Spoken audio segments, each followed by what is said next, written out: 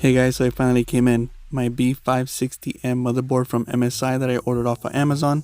It is used, but it did come with some SATA cables. Other than that, it doesn't come in the original box, as you guys can tell. I will be using parts from my original build to build in the new PC case that I have. I did make a few videos on it. You guys will see that shortly, and I will be reusing the GPU, CPU. I will also be reusing the CPU cooler currently, but I am going to be ordering a Thermalright 360mm AIO, all white, hopefully soon. And I will be using some parts that I'm leaving behind with the old case to build my wife her first PC. So stay tuned for that. That should be coming in shortly as well. I did order an i3-10105 CPU off of Mercari. I did buy it used. I got a really good deal on it. I paid under $40 for it, so it was a really good deal.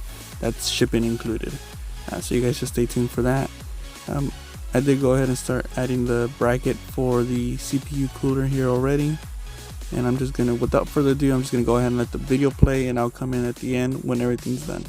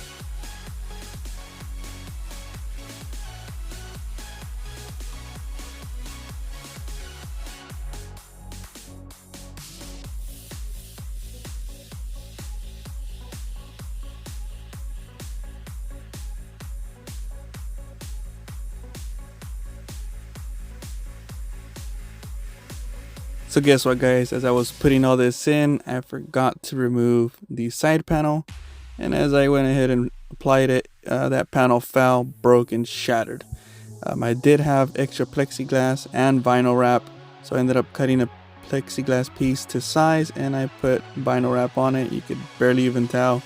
I did message the seller, and they will be sending me a replacement, but for now, that plexiglass will have to do. Let me know what you think.